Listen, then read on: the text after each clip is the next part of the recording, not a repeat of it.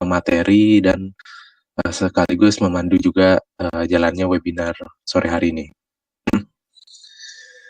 Oke,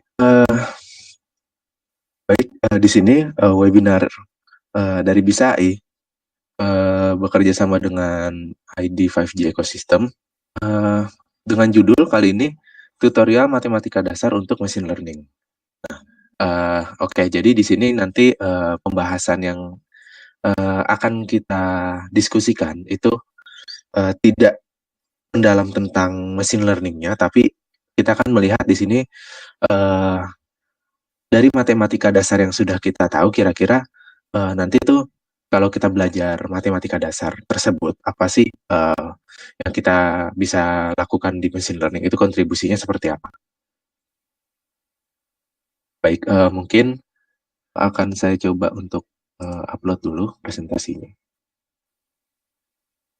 Oke, baik sudah terlihat di layar untuk presentasinya. Oke, kita mulai saja. Matematika untuk machine learning. Yang ingin saya diskusikan yang pertama adalah matriks. Matriks, sebagaimana kita tahu mungkin dari sekolah menengah ataupun dari sekolah menengah pertama ataupun sekolah menengah atas, mungkin kita sudah mengenal yang namanya matriks. Nah, matriks itu sendiri merupakan ini ada salah satu definisi ya yang menyatakan bahwa matriks itu merupakan jajaran 4 persegi panjang dari bilangan-bilangan yang umumnya itu bilangan integer, tapi juga bisa dengan bilangan-bilangan lain. Nah, jadi matriks itu intinya 4 persegi panjang. Kenapa disebut 4 persegi panjang? Karena dia dilambangkan atau dicirikan dengan suatu kurung siku, makanya menyerupai persegi. Nah, di dalamnya itu disebut dengan anggota atau IT. Nah, kalau kita lihat ada matriks A seperti ini, dengan jumlah baris yang secara horizontal kita hitung ada 2, dan secara vertikalnya juga ada 2, itu menyatakan kolom. Artinya dia matriks berukuran 2 kali 2. 2 yang pertama itu menyatakan baris, 2 yang kedua ini menyatakan kolom. Jadi kalau ada 3 kolom, berarti 2 kali 3. Kalau ada 3 baris, berarti 3 kali 2, dan lain sebagainya. Nah, penting bagi kita untuk mengetahui ukuran matriks. Karena apa? Karena nantinya dalam operasi matriks itu sendiri juga bergantung dengan ukuran dari matriks yang akan kita operasikan. Misalkan kalau nanti penjumlahan seperti apa, perkalian seperti apa, itu nanti mungkin akan kita temui permasalahan seperti itu. Nanti coba kita lihat di slide berikutnya ya. Jadi intinya di sini, ketika kita punya matriks, kita juga harus tahu ukurannya salah satunya.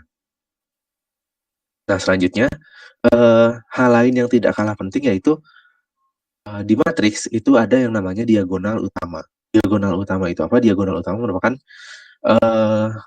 susunan elemen-elemen atau anggota dari matriks yang terbentuk dari pojok kiri atas sampai pojok kanan bawah. Biasanya dia atau biasanya disebut tuh garis miring yang dari kiri atas sampai kanan bawah. Nah, kalau di sini berarti dia 1 dan 4 elemen-elemen yang terdapat dalam diagonal utama pada suatu matriks A ini. Nah, diagonal utama ini juga cukup penting ya. Bisa dibilang tidak hanya di dalam matematika itu sendiri, tapi diagonal utama dalam suatu matriks juga banyak pemanfaatannya dalam machine learning. Nah, di sini ada operasi pada matriks. Nah, yang pertama ada namanya operasi penjumlahan.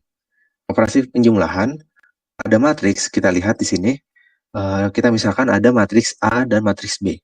Nah, selanjutnya di sini penjumlahan matriks A dan matriks B dengan menjumlahkan setiap entry-entry-nya atau setiap elemen atau setiap anggotanya.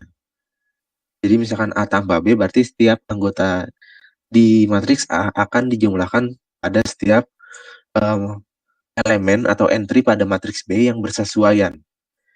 Yang bersesuaian di sini artinya kalau dia paling pojok kiri atas, berarti yang di A itu itu dia merupakan anggota paling pojok kiri atas, berarti yang di anggota B-nya juga harus pojok kiri atas. Nah, itu bersesuaian dari sisi posisinya, posisi dari anggotanya, dari elemennya atau dari entry-nya. Oke, ada yang bertanya, pentingnya diagonal utama dalam machine learning, contohnya apa?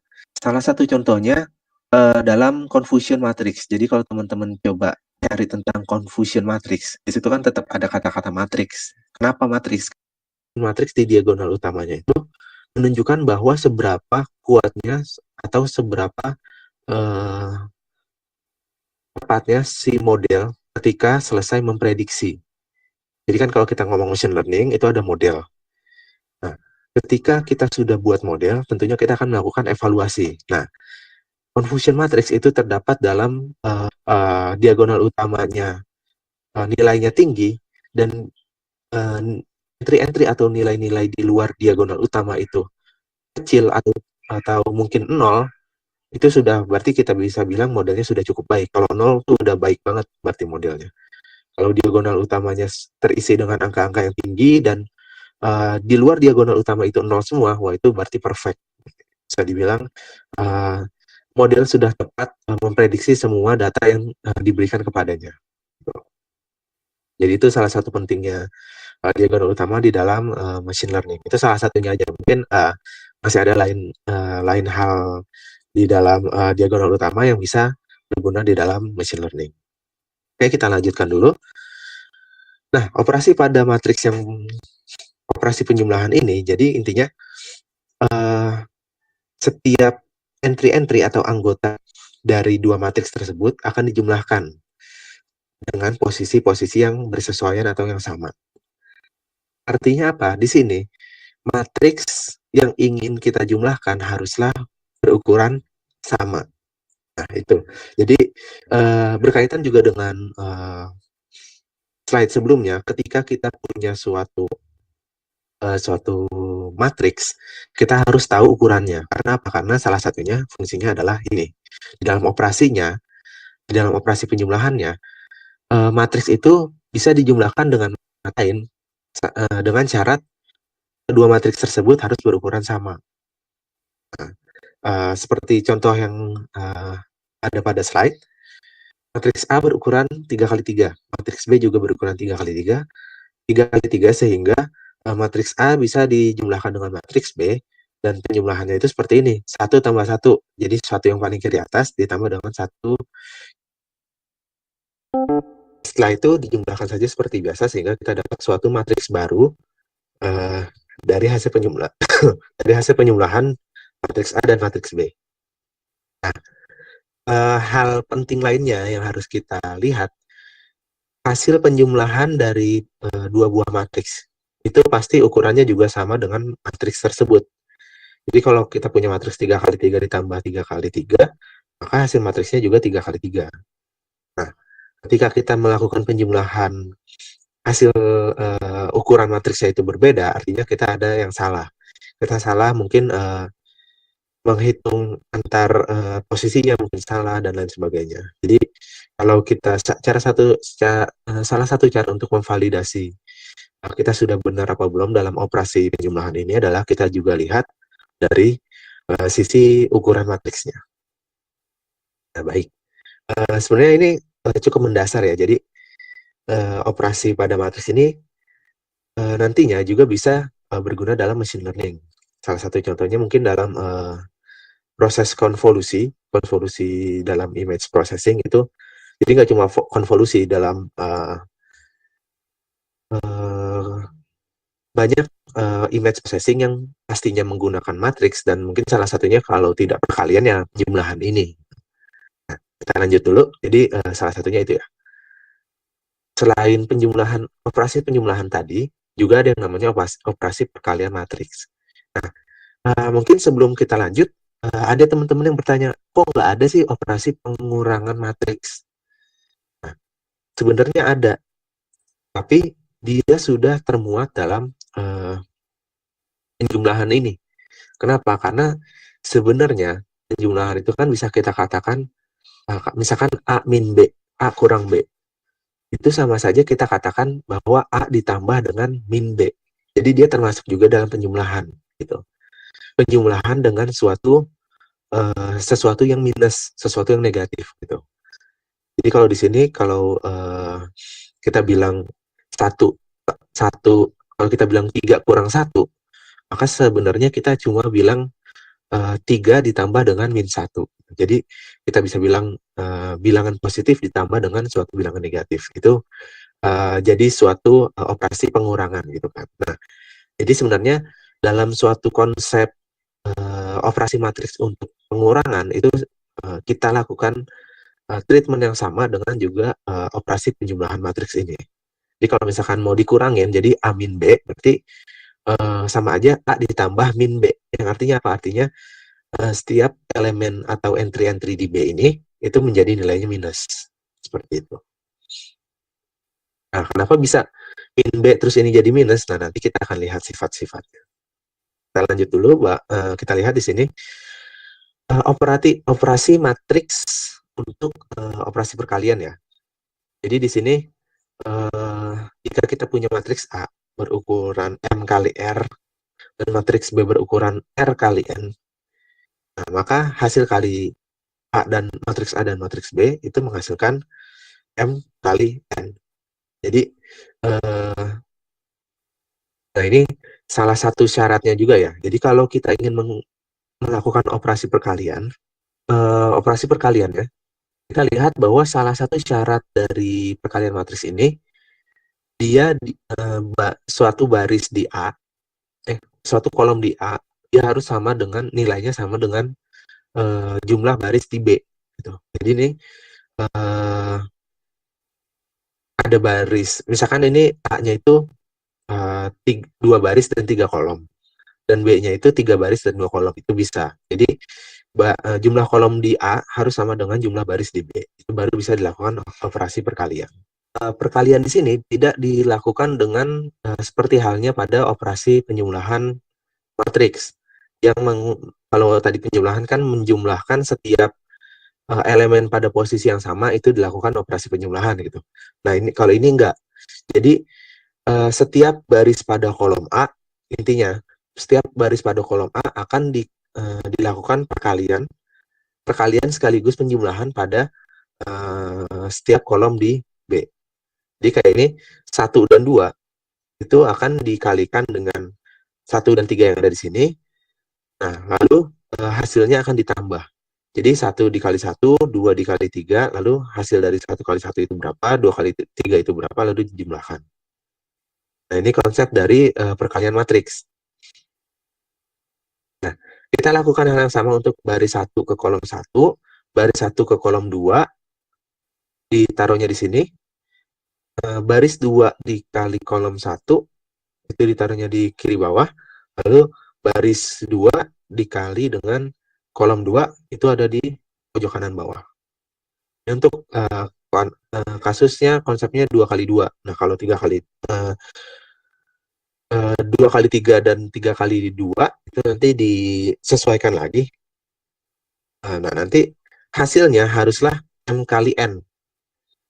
Nah, tadi ini berapa? 2 kali 2. Ini 2 kali 2, maka M kali N-nya itu 2 kali 2. Kalau 3 kali 2 dan 2 kali 3, maka M kali N-nya 3 kali 3.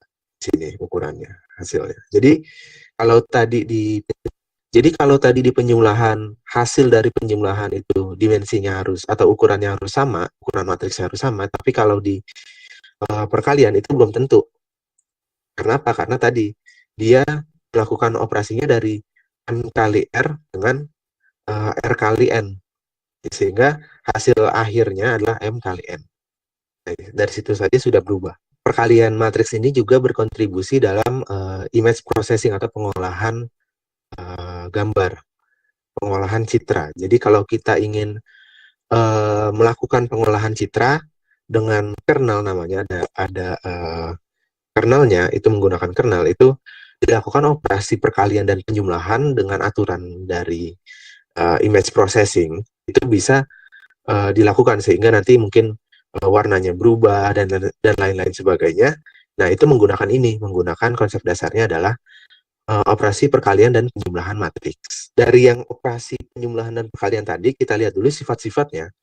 bahwa kalau kita punya operasi penjumlahan A tambah B, itu sama dengan kita melakukan B tambah A gitu. Jadi kalau kita mau melakukan penjumlahan dua buah matriks, itu dibalik-balik itu tidak jadi masalah. Nah, kalau dia seperti yang poin kedua, A tambah B tambah C dengan B tambah C-nya ada di dalam kurung, kurungnya bisa dipindah. Yang artinya dia hukum asosiatif penjumlahan. Lalu ada juga eh, di sini ada juga perkalian. A dikali dengan eh, ABC di sini mewakili matriks ya. Jadi matriks A dikali dengan matriks kali matriks C itu sama dengan matriks A dikali B dulu, lalu dikali dengan matriks C. Ada juga di sini distributifnya. Kalau ada matriks A dikali dengan dalam kurung matriks B ditambah matriks C, itu bisa dibilang AB tambah AC. Nah, berlaku juga untuk distributif kanannya. Nah, di sini juga ada pengurangan dengan distributif yang berlaku juga. Lalu di sini dilihat ada A kecil. A kecil itu apa? Skalar. Nah, skalar ini apa? Artinya skalar itu nilai satuan. Jadi kalau kita eh, nilai satuannya kita kalikan gitu. Misalkan A, A dikali B besar, A kecil kali B besar jadinya AB. Nah, artinya kalau misalkan ini, sebentar, mungkin di perkalian ini tadi nggak masuk ya. Jadi kalau saya mau bilang matriks A dikali dengan suatu nilai satuan yaitu 3. Jadi 3A. 3A itu artinya 3 kali 1, 3 kali 2, 3 kali 1, 3 kali 3. Jadi nilai satuan tersebut dikalikan ke dalam setiap elemen-elemen pada matriks tersebut.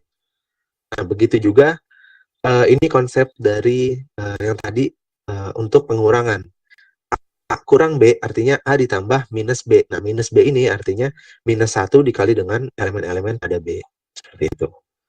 Nah, makanya di sini kalau ada penjumlahan atau pengurangan matriks dikalikan dengan suatu skalar, bisa dengan suatu skalar tersebut dikalikan dengan matriksnya dulu, baru dioperasikan penjumlahan atau pengurangannya. Nah, selanjutnya juga ada perkalian skalar dan perkalian matriks. Jadi kalau ada skalar dikalikan dengan matriks, itu bisa skalarnya dipindah. Skalarnya jadi di pinggir, di tengah, atau kurung-kurungnya diubah. Bisa seperti itu. Oke, jadi ini sifat-sifat opsi matriks. Selanjutnya, ada yang nanya lagi nih tentang confusion matrix. Datangnya true positif, false positif, dan lain-lain dalam confusion matrix itu dari mana? Jadi kalau confusion matrix itu sebenarnya terbentuk dari ada gitu. Kalau ingin cari tahu tentang false positif dan lain-lainnya, itu coba bisa dilihat, kayaknya udah ada di dalam webinar BISAI sebelumnya. Itu sudah pernah dibahas terkait dengan kalau nggak salah terkait dengan klasifikasi dengan machine learning. Tapi saya lupa judul webinarnya. Dicari aja di YouTube BISAI, itu udah pernah dibahas. Jadi di sana dibahas ada rumusnya juga deh kalau salah tentang true positif dan lain-lain. Nah, itu coba bisa dilihat saja. Jadi kalau confusion matrix itu tidak dari matriks yang lain-lain gitu. Jadi dia terbentuk dari hitungan-hitungan kalau nggak salah cuma penjumlahan, terus ada pembagiannya juga dari suatu estimasi atau prediksi model. Itu dihitung dan nanti dapat true positif dan true negatifnya itu dari mana. Jadi yang ditekankan dalam hubungannya dengan matematika untuk machine learning ini itu di bentuk confusion matrix itu yang memang dia matriks dan di dalam matematika ada diagonal utama. Jadi diagonal utama yang kita pelajari ini itu tidak sia-sia gitu. Jadi diagonal utama ini bisa kita bawa konsep diagonal utama untuk melihat confusion matrix. Seperti itu. Nah, oke, kita lanjut dulu. Lalu di sini ada namanya transpose matrix. Nah, jika ada matriks berukuran M kali N, misalkan 1 kali 2, 2 kali 3, atau 3 kali 4, 3 kali 3, dan lain sebagainya, kalau kita transpose, dia akan berubah. Dan tadinya ukurannya M kali N, jadi N kali M. Jadi tadinya baris jadi kolom, kolom jadi baris. Nah, di sini dicontohkan, kalau kita punya matriks A, 1, 2, 3, 4, 5, 6, 7, 8, 9, maka kalau kita lakukan proses transpose di sini, dia jadi, yang tadinya baris jadi kolom. 1, 2, 3 tadinya baris, di baris 1 jadi kolom 1, 1, 2, 3. 4, 5, 6 itu sama, lalu 7, 8, 9 juga sama. Nah, ini salah satu operasi yang ada pada matriks juga di dalam matematik itu ada yang namanya transpose matriks.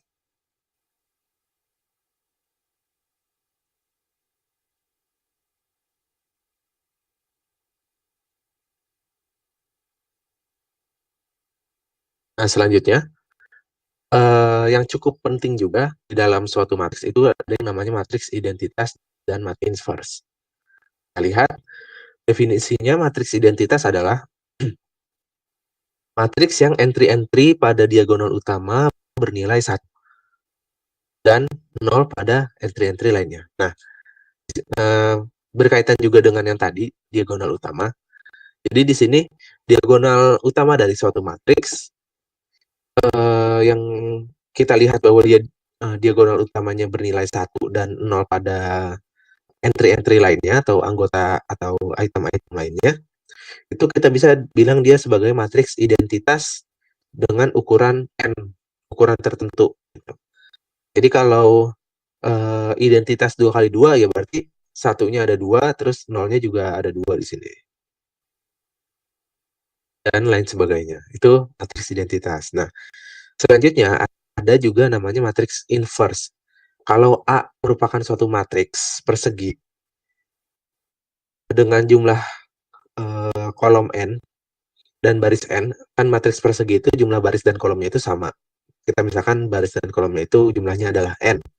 Maka inverse dari matriks A dinotasikan dengan A inverse atau A min 1. Demikian sehingga A inverse kalau dikalikan dengan A hasilnya adalah identitas. Nah, jadi matriks identitas dan matriks inverse ini memang berkaitan. Karena apa? Karena ketika suatu matriks dikalikan dengan inverse-nya, itu dia bernilai 1. Ya, seperti yang ada pada slide, 2 min 1 min 1, 1 dengan B-nya adalah 1, 1, 1, 2. Ini kurang sama dengan ya, maaf. Nah, kalau kita kalikan, ini kan A inverse dikalikan dengan A. Kita anggap A ini dan B adalah inverse dari A. Jadi kalau dikalikan,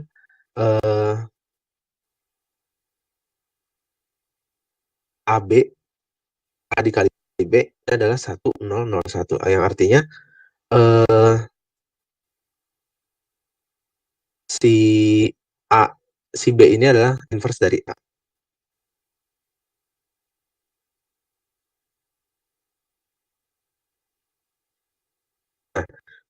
Suatu matriks yang mempunyai inverse, maka matriks tersebut dikatakan invertible atau dapat diinverskan. Dan matriks yang tidak punya inverse itu dibilang tidak invertible atau non-invertible. Nah, selanjutnya ada juga yang namanya fungsi determinan. Determinan matriks nanti hubungannya. Nah, jadi determinan ini adalah fungsi bernilai real dari variabel matriks. Nah, untuk menghitung determinan matriks, input yang dibutuhkan adalah matriks berukuran n kali n dan menghasilkan nilai determinan yang berupa bilangan real. Nah, jadi fungsi determinan itu akan menghitung matriks sehingga dia berubah menjadi suatu nilai satuan real. Dicontohkan di sini kalau matriks 2 kali 2, dihitung determinannya dengan A1 yang elemen kiri atas, entry pada kiri atas dikalikan dengan entry kanan bawah, jadi diagonal utamanya dikalikan, dikurangi yang tidak diagonal utama. Nah, itu perkalian dari yang tidak diagonal utama. Nah, itu untuk matriks 2 kali 2. Untuk matriks 3 kali 3, kita bisa melakukan cara berikut. kita kalikan dari garis yang mendatar ke garis miring ke kanan ini, dari kiri atas ke kanan bawah, kita kalikan, tambah dengan garis kedua, tambah dengan garis ketiga, lalu kurangkan dengan garis yang berlawanan arah. Yang berlawanan kan ini. Jadi yang ini tambah yang ini tambah yang ini dikurang yang ini sekarang yang garis berlawanan. 1, 2, 3. Nah, itu jadi cara untuk melakukan inverse pada matriks. Determinan pada matriks. Selanjutnya, sifat-sifat dari determinan matriks, kita lihat bahwa determinan A tambah B atau A kurang B itu tidak sama dengan determinan A ditambah determinan B atau determinan A dikurang determinan B. Jadi, kalau kita punya matriks A tambah B, itu kalau kita mau cari determinan dari hasil penjumlahannya itu jangan determinannya kita jumlahin dengan determinan satunya gitu, itu tidak sama dengan. Jadi harus dijumlahin dulu matriksnya, baru kita hitung determinannya. Nah, kalau perkalian itu dia berlaku baru, perkalian determinan.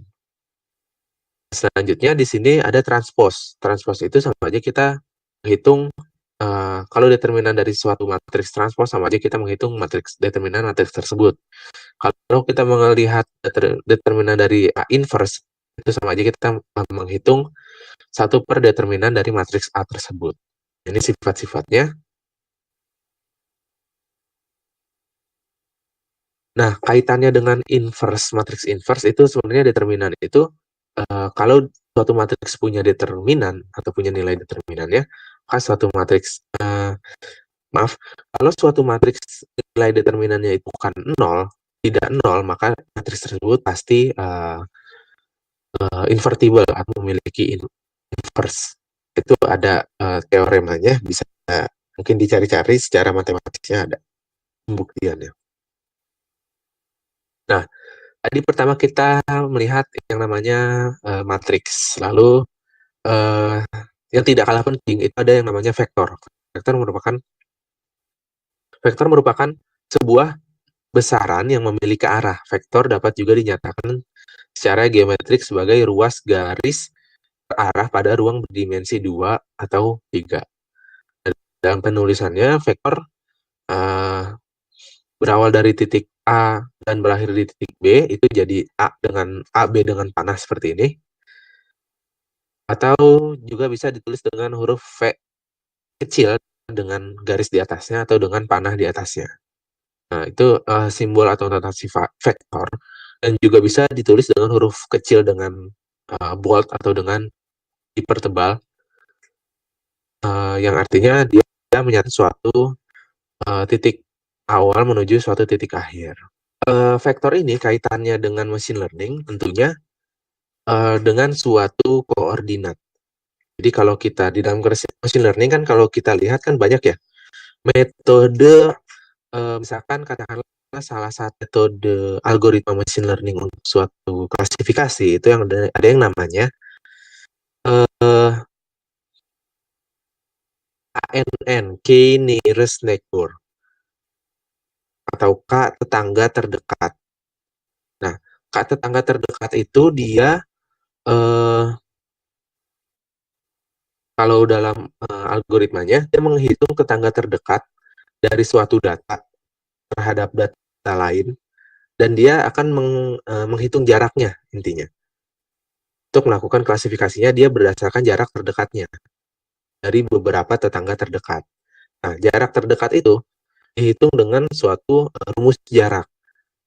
Tapi datanya itu jadinya untuk menghitungnya itu seperti apa? Nah, di dalam datanya itu dihitung pasti mempunyai nilai yang dalam hal ini disusun jadi suatu vektor, sehingga dia nanti di slide selanjutnya ada untuk menghitung jarak vektor. Nah, jadi intinya di sini ada vektor. Vektor itu besaran yang memiliki arah. Nah, biasanya ciri lainnya adalah dia tersusun hanya dari satu baris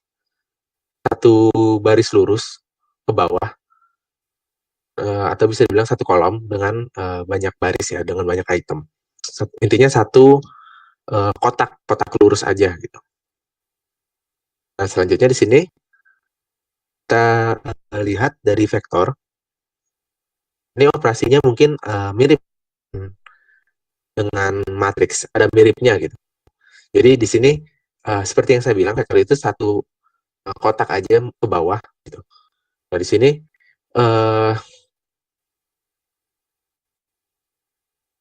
penjumlahannya itu tetap seperti matriks, menjumlahkan setiap item yang posisinya bersesuaian. Dan dia berlaku juga A plus B sama dengan B ditambah A. Dan juga asosiatifnya juga berlaku dan lain sebagainya. Dan ini maaf, ini harusnya 0 min A ya, jadi min A. Oke, lanjut.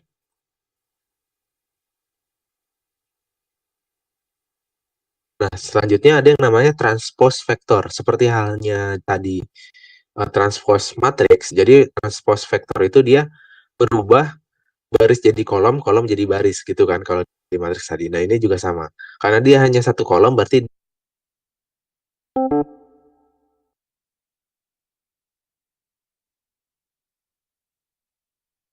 di satu kolom gitu kan. Atau yang tersusun ke bawah itu namanya vektor kolom. Ketika dia ditranspose, dia berubah menjadi vektor baris. Atau vektor yang tersusun secara baris ya, ini berarti satu baris. Ini konsepnya tinggal dikesampingin aja, yang tadinya di bawah jadi ke samping. Itu transpose vektor. Kenapa kita butuh transpose vektor ini? Karena transpose-nya ini cara untuk kita bisa mengalihkan dua buah vektor. Nah, jadi prinsipnya kan perkaliannya juga sama ya dengan matriks. Kalau kita mau mengalihkan dua buah vektor, dia perkaliannya itu baris dikali kolom. Matriks kan seperti itu. Nah, jadi vektor karena dia nggak punya baris kan barisnya cuma satu.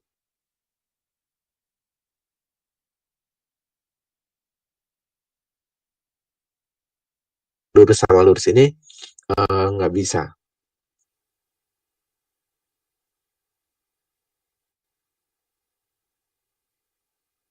Nah, selanjutnya di sini ada panjang vektor yang nantinya bisa juga kita kaitkan dengan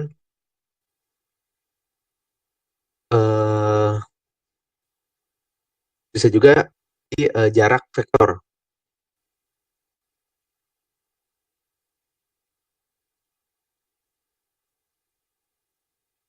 Nah, ini ada beberapa rumusnya untuk panjang vektor. Nantinya kita juga bisa dari menghitung misalkan panjang vektor dari satu vektor, atau kita juga bisa mencari jarak antar dua vektor nih dari rumus-rumus ini, tinggal dipilih aja. Apakah kita mau menggunakan satu norm atau yang disebut juga dengan jarak Manhattan, L2 norm atau yang disebut juga dengan jarak Euclidean, atau LP norm. Nah, ini penerapannya banyak, apalagi tentang jarak Euclidean ini yang memang secara umum untuk menghitung suatu jarak. Oke, sebelum lanjut, jadi vektor ini salah satu kegunaannya di dalam machine learning itu juga untuk menghitung jarak. Salah satu perhitungan jaraknya kan tadi juga sudah dilihat ya, bahwa misalkan di dalam machine learning kita menggunakan KNN. Di KNN itu ada konsep jarak untuk menentukan klasifikasi. Itu ada konsep jarak di sana, dan konsep jaraknya itu pasti berhubungan juga dengan vektor. Jadi perhitungan jarak dan vektor di sini yang ada di dalam matematik ini dibawa ke machine learning dalam kasus klasifikasi. Satunya ya. Nah, selanjutnya di sini ada vektor eigen dan nilai eigen. Apa itu? Jadi kita lihat dulu, kalau kita punya matriks A dengan ukuran n kali n atau matriks persegi, kita bisa menuliskan AX sama dengan lambda X. Jadi A itu matriks, X itu tadi apa? Karena X-nya kecil berarti dia kolom vektor. Berarti suatu matriks dikalikan dengan suatu vektor sama dengan lambda dikali suatu vektor tersebut. Tuh. Nah, eh, nantinya ketika kita sudah lihat persamaan ini, oh ini sama dengan lambda IX ya. Lambda I-nya itu identitas dan X-nya itu vektor. Nah, nantinya lambda ini adalah suatu nilai eigen dan X itu adalah vektor eigen dengan syarat apa? Dengan syarat eh,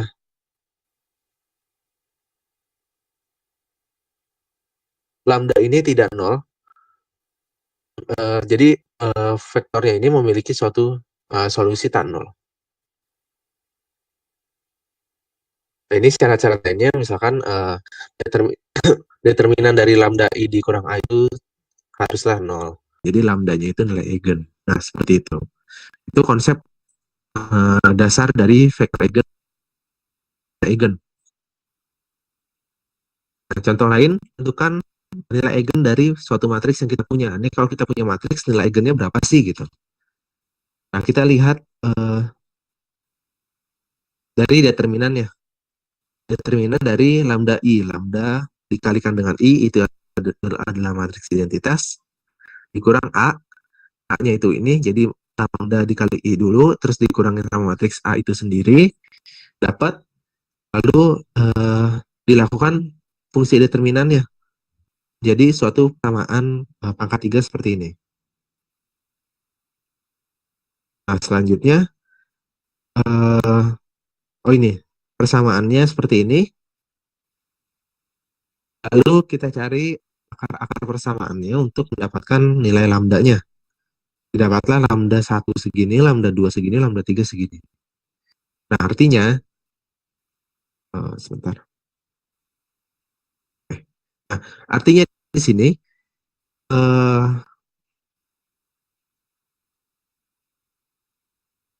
nilai eigen dari suatu matriks A kita dapatkan yaitu 4, 2 plus akar 3, dan 2 akar 3.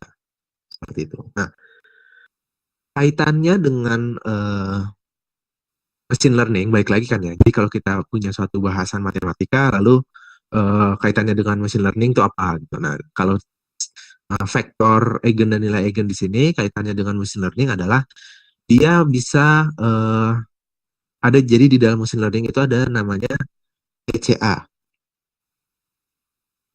Principal Component Analysis atau analisis komponen utama, di mana analisis komponen utama ini digunakan untuk salah satunya untuk mereduksi dimensi suatu data gitu, dari dimensi tinggi menjadi dimensi yang lebih rendah. Nah, mereduksinya dengan cara apa? Jadi misalkan kita punya dimensi yang lebih dari 3, kita reduksi menjadi misalkan dimensi 3 gitu. Supaya apa? Supaya kita bisa visualisasikan. Kan kalau dimensinya lebih dari 3 nggak bisa kita visualisasikan gitu. Nah, direduksinya dengan cara apa? Dengan cara vektor eigen dan nilai eigen ini. Tapi lebih kompleks ya, tapi dasarnya adalah dia menggunakan vektor eigen dan nilai eigen tersebut untuk mereduksi dimensi, tetapi tidak menghilangkan ciri atau nilai yang ada pada data tersebut. Sehingga kita tidak kehilangan informasi, ataupun kalau kita kehilangan informasi itu minimal, minim informasi yang berkurang dari reduksi dimensi tersebut. Nah, mungkin bisa dibaca-baca lagi tentang PCA, itu seperti apa, reduksi dimensi dengan PCA itu seperti apa, dan pastinya kita nanti menemukan vektor dan nilai eigen di sana. Oke, lanjut. Nah, terus ada juga di dalam matematika yang namanya fungsi. Fungsi itu apa? Fungsi itu merupakan aturan yang memetakan suatu setiap elemen pada suatu himpunan X. Misalkan di sini kita punya himpunan X dan Y ya. Jadi fungsi f dari X ke Y itu kita katakan adalah aturan yang memetakan setiap elemen yang ada di himpunan X ke tepat satu elemen yang ada di himpunan Y. Nah, mungkin ilustrasinya kita lihat di slide selanjutnya. Nah, apakah ilustrasi pertama yang atas nih merupakan fungsi? Nah, mungkin kalau teman-teman masih bingung, Ini yang pertama ini merupakan fungsi. Kenapa?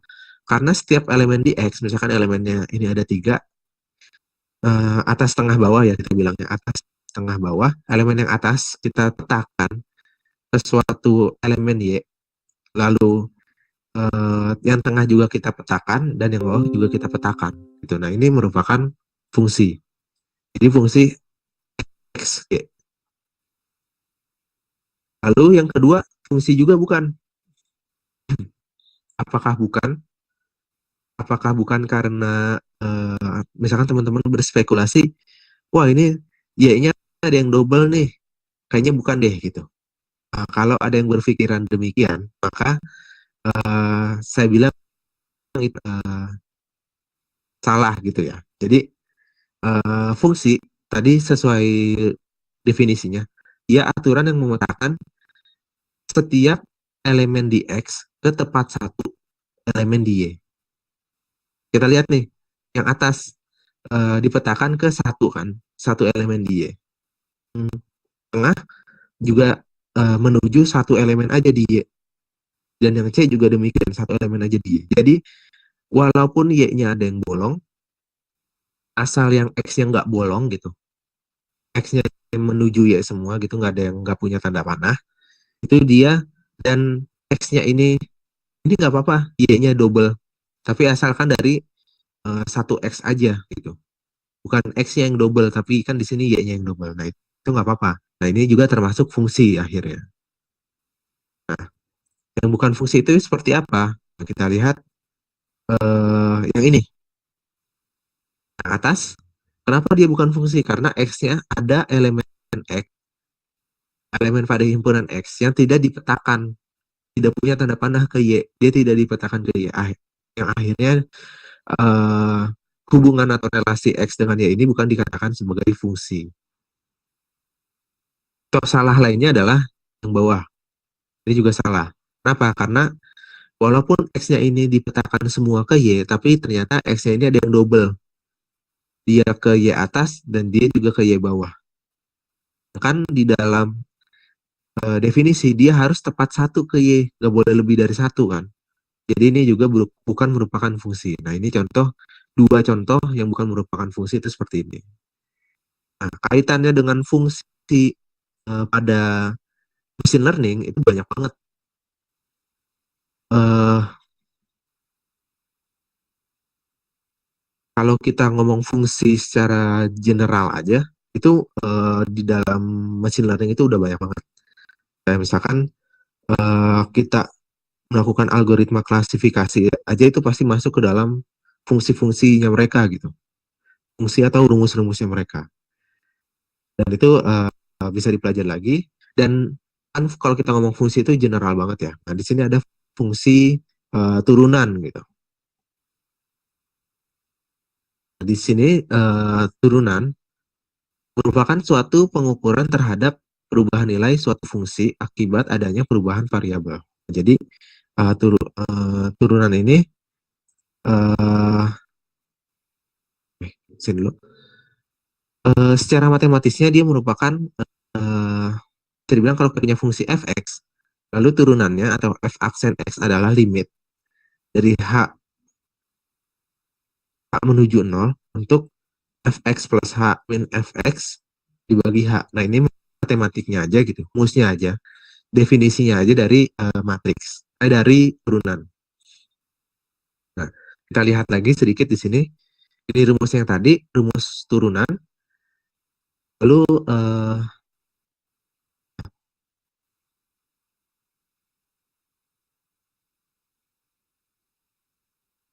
salah satu kalau di dalam matematik, salah satu kita bisa mendeteksi suatu fungsi punya turunan itu limitnya harus ada. Jadi kalau limitnya ada, maka fungsi tersebut bisa punya turunan. Nah, turunannya kalau kita lihat nih, kalau kita punya fungsi 3x min 6, turunannya apa? Turunannya setelah kita hitung dengan konsep limit, itu hasilnya adalah 13. Nah, ini secara matematiknya banget. Selain itu, kita juga bisa melihat dari perhitungan yang bisa kita hitung biasa gitu. Nah, di sini kalau kita punya fungsi fx sama dengan x pangkat n, di mana n adalah bilangan bulat positif, maka aksen x atau turunan dari fungsi x adalah n dikali dengan x pangkat n min 1. Nah, kalau dari contohnya, ada nggak ya? Oh, nggak ada. Jadi gini, kalau kita misalkan punya fungsi x kuadrat aja, x kuadrat turunannya apa? Berarti turunannya x pangkat 2 kan? X pangkat 2 berarti 2x 1. 2 kurang 1 berarti 2x. Jadi turunan dari fungsi x kuadrat adalah 2x. Nah, itu bisa coba dihitung-hitung sendiri.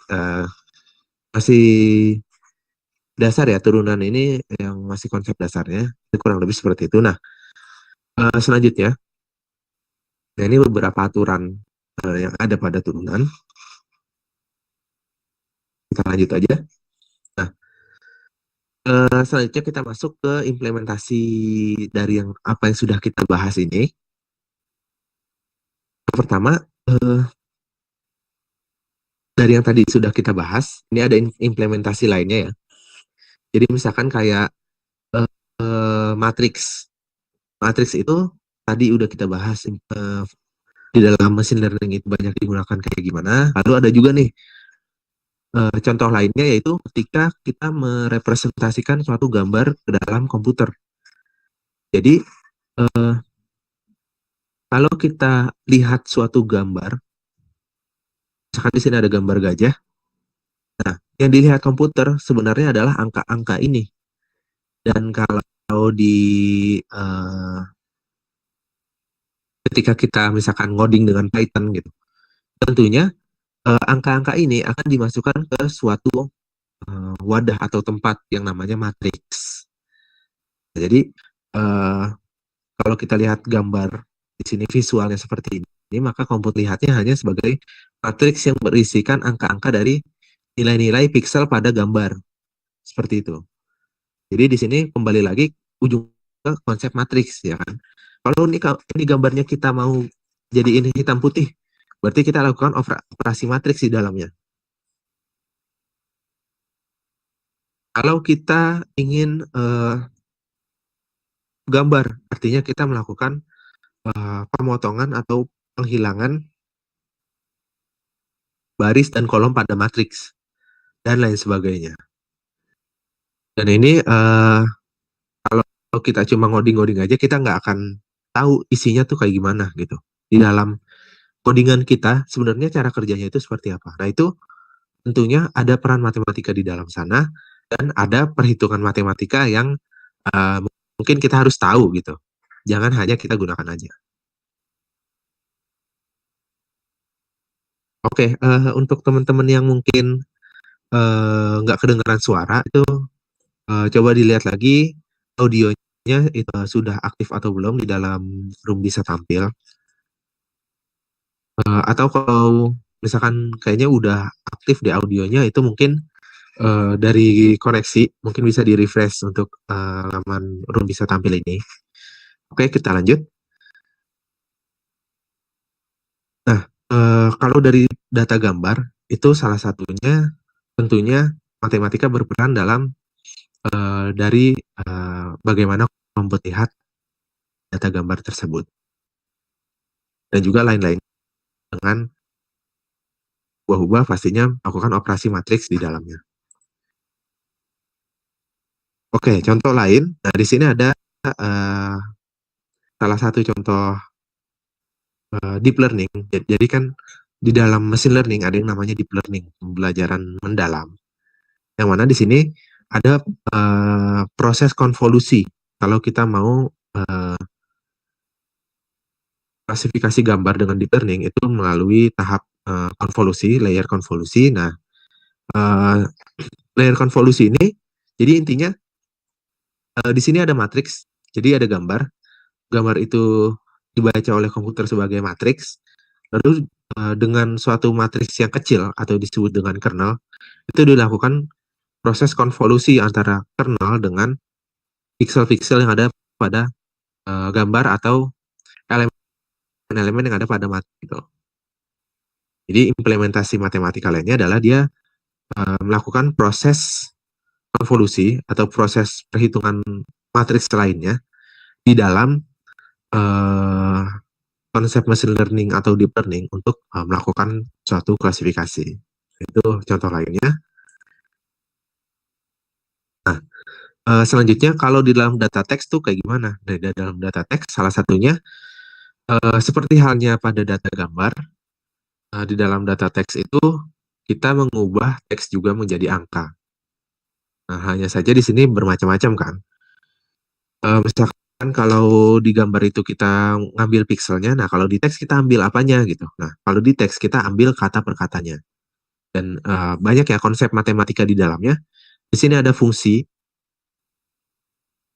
fungsi untuk menghitung atau rumus untuk menghitung TF dan IDF itu seperti apa mungkin bisa dipelajari lagi yang nantinya akan berhubungan dengan pre-processing pada data teks. Nah itu nggak cuma TF IDF sih ya, jadi banyak hal lainnya lagi untuk pre-processing pada data apapun itu bisa menggunakan banyak menggunakan matematika. Ini contohnya aja TF IDF. Sebenarnya kan dari fungsinya itu sendiri kan uh, bisa dibilang terlihat ya bahwa ini rumusnya logaritma dari penjumlahan apa dibagi dengan apa gitu kan. Nah, tapi di sini uh, hubungan dari banyak operasi matematik ini ternyata bisa menjadi sesuatu. Kalau untuk turunan di sini ada yang namanya gradient descent algorithm. Nah, di sini bisa dibaca-baca lagi gradient descent algorithm itu seperti apa, nanti kegunaannya seperti apa, dan tentunya di sini dia berperan juga di dalam machine learning. Nah, uh, gradient descent ini uh, menerapkan konsep turunan yang ada di dalam matematika seperti itu. Nah, selanjutnya mungkin ini contoh terakhir seperti yang kita ketahui dalam pengembangan dari machine learning, ada yang namanya deep learning. Nah, deep learning itu kita tahu dia matematika menggunakan matematika juga. Dimana kalau kita punya input itu uh, di deep learning itu kan ada sederhananya ada input, ada hidden layer, ada output. Dari input ke hidden layer itu udah jelas-jelas perhitungan proses matematika, di mana di sini inputnya dikalikan dengan suatu bobot atau kita sebut weight, disimbolkan di sini W. Jadi input dikali bobot terus disigmakan atau dijumlahkan. Nah ini kan matematik semua ya. Lalu dari hidden layer ke output juga melalui proses matematik seperti itu juga dikalikan dengan bobot dan lain sebagainya atau mungkin nanti ada yang namanya fungsi aktivasi dan itu juga masuk dalam pembahasan kita tentang fungsi tadi ya. Jadi fungsi itu kan bisa macam-macam, terus ada juga di dalam deep learning ada yang namanya fungsi aktivasi, bisa dilihat seperti apa dan apa kegunaannya. Dan deep learning ini juga menerapkan konsep turunan untuk apa? Untuk mengupdate bobot atau melakukan proses learning sehingga hasil akhir yang didapat sesuai dengan output yang diinginkan gitu. Jadi kalau misalkan kita mau klasifikasi gambar atau klasifikasi teks atau data lain dengan deep learning pasti awalnya diproses dulu tapi mungkin outputnya masih jelek sehingga dia butuh update bobot dengan menggunakan fungsi turunan. Dia update bobotnya, dilakukan perulangan lagi, diiterasi lagi dari perkalian-perkalian dengan inputnya bobot tersebut, lalu dilihat outputnya, lalu dibandingkan kembali dengan output yang diinginkan, misalkan gambar kucing, oh ternyata masih salah nih, terdeteksinya gambar anjing atau gambar ikan gitu.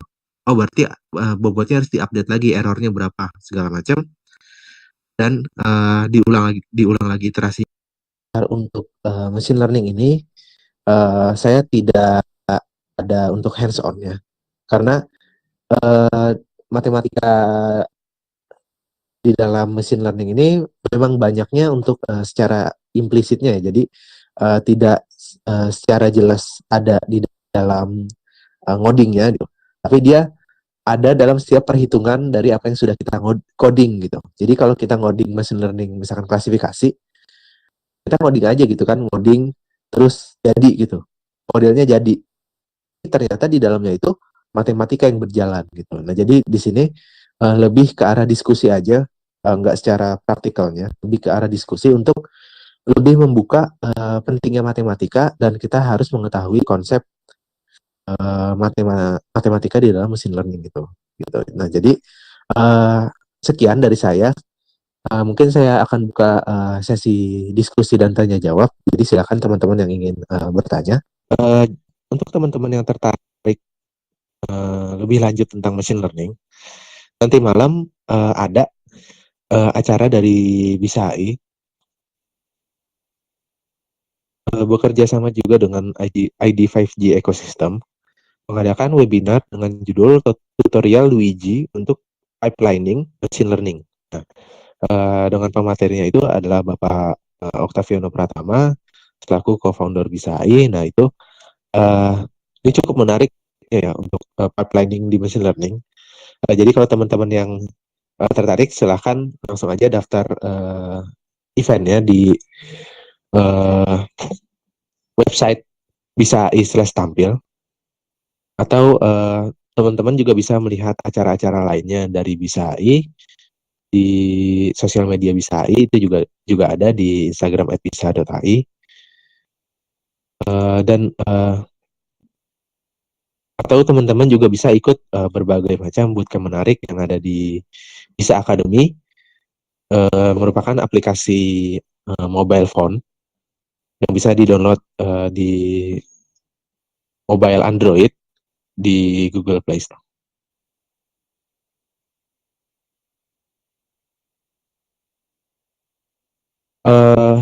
Oke, terkait dengan CNN atau deep learning ya secara umumnya. Ini terkait dengan pertanyaan Gema Puspasari. Bisa lihat sebenarnya CNN nggak jalan karena apa? Nah, sebenarnya di dalam deep learning CNN atau deep learning umumnya ya, itu rumus matematikanya itu ada, tetapi banyak juga yang bilang kita nggak bisa nih mengikuti perhitungan di dalam deep learning, atau banyak juga yang bilang black box gitu.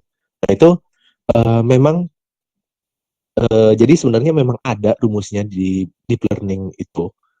Rumus matematikanya itu ada, bisa dihitung bisa, tapi kenapa bahkan pakar-pakar hebat banyak bilang bahwa deep learning itu black box karena dari perhitungan matematika itu tetap aja kita tidak bisa mengikutinya atau tidak bisa dijelaskan karena hanya benar-benar kompleks ke dalamnya. Dalam setiap iterasinya sampai dengan outputnya itu perhitungannya benar-benar kompleks dan banyak gitu. Dan itu mungkin memang salah satu penyebab kenapa dibilang black. Jadi kita tidak akan sangat sulit mengikuti setiap perhitungannya sampai akhir. Jadi mungkin kita bisa mengira-ngira saja nih awalnya seperti apa sampai dengan akhirnya. Itu dari yang saya tahu, mungkin semoga menjawab pertanyaan dari Gema Puspasari. Selanjutnya ada pertanyaan tentang fungsi aktivasi itu dia pengaruhnya saat kalkulasi di konvolusi layer atau di mana? Uh,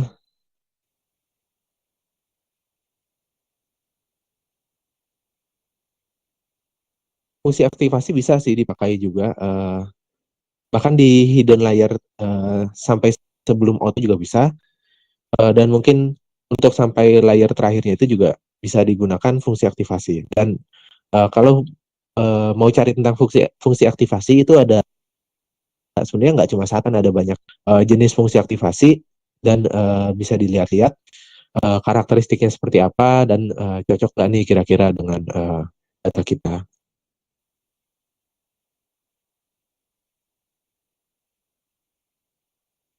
Bagaimana cara menghitung RGB warna dalam machine learning serta secara hitung-hitungan matematika dasarnya? Kalau RGB itu sendiri, setahu saya itu sudah suatu ketetapan ya, ketetapan nilai nilai warna kalau nggak salah. Jadi kalau kita misalkan bilang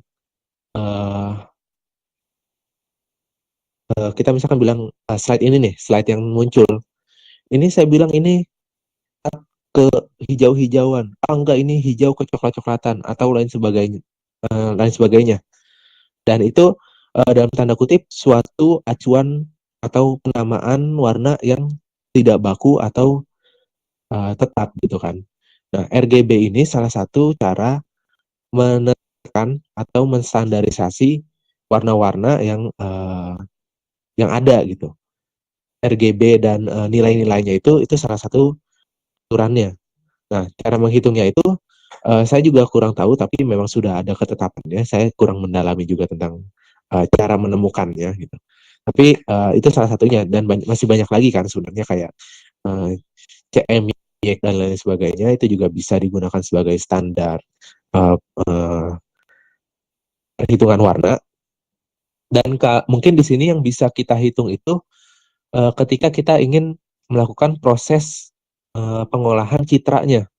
Jadi misalkan kita ingin membuat citra kita yang kita punya itu menjadi grayscale, di mana kalau RGB itu ada 3 channel, R, G, dan B, kita ingin membuat jadi satu channel aja grayscale. Nah itu ada proses matematikanya, bisa dilihat di dalam mungkin dalam dokumentasi. Misalkan kita di library Python mau pakai apa nih? OpenCV untuk image processing gitu. Nah itu di dalam OpenCV atau mungkin Sky Image dan lain sebagainya itu juga sudah dijelaskan kok dokumentasinya, rumusnya seperti apa, sehingga kalau kita punya suatu citra terus melakukan teknik proses pengolahan citra tersebut nanti keluar outputnya bagaimana, itu dijelaskan juga rumusnya secara matematikanya setahu saya. Jadi tinggal dilihat lagi dari teman-teman mau melakukan apa. Itu biasanya di dalam dokumentasi library Python itu ada rumusnya. Kalau suara, iya suara karena Pak Jono ini sudah sampai dengan slide terakhir tadi. Penjelasan materinya sudah selesai Pak, soalnya Pak.